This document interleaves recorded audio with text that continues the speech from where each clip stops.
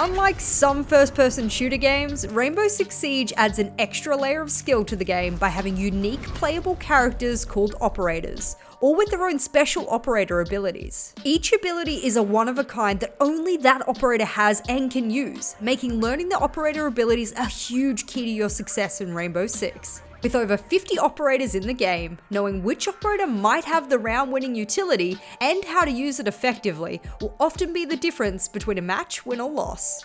Now, on attack, you'll want to become familiar with operators who possess what we call a hard breaching ability.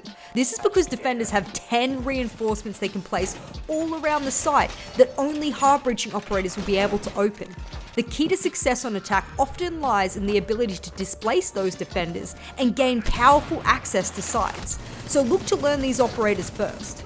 Currently we have operators called Thermite, Habana, Ace, and Maverick who possess abilities that can open reinforced walls or hatches. Each of their gadgets are deployed and utilized in a completely different way, so learning just one won't necessarily make you a supporting god just yet. Whilst becoming a key support for your team as a hard breacher sounds easy, unfortunately you'll also have to learn how to circumvent operators on defense that have abilities just for countering your hard breaching utility. That's right, you can't just place your Thermite exothermic on a wall and then walk into sight. You'll need to know whether or not you're going up against a Mute, Kaid, or Bandit, for example. These three operators have multiple uses, but all three of them fall under what we call hard breach denial or wall denial. As you would expect, keeping the walls and hatches around the site closed is just as crucial on defense as they are opening them on attack. So learning where to best place your Mute Jammers, Bandit Batteries, or Kaid Electric Claws might allow your team to force attackers into the few remaining choke points around the site. That being said, if you don't manage to keep the walls and hatches closed, you might be forced to identify which site the attackers are pushing and how to stop them planting. Luckily enough, we have a set of operators on defense, which fits into the ever so crucial intel role. If you're able to keep tabs on where your enemies are and what they're doing at all times, you will always be one step ahead. Operators with cameras beyond the map's already existing ones are those like Valkyrie, Maestro, and Echo, who have their own unique cameras and abilities to go with them. In fact, both Maestro and Echo can also deny an attacker planting by shooting the Maestro Evil Eye laser and damaging them, or shooting a sonic burst out of Echo's Yokai drone.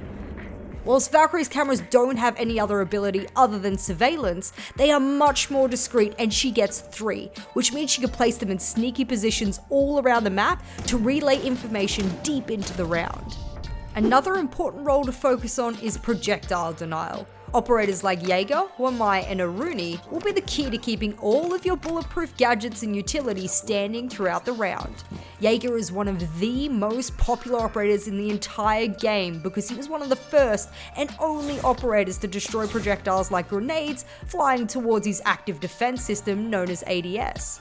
Now you can learn Wamai and Aruni too, so that your team doesn't lose its Maestro Evil Eyes, shields, or any other bulletproof utility. There are so many operators to pick from on both attack and defense, each fitting different roles in the team. It is up to you to identify if you need to counter abilities from your opponents or if you need certain abilities for certain maps. Make sure whatever composition your team takes that it covers all bases, like wall denial, intel, etc., so that you have the best chance of winning.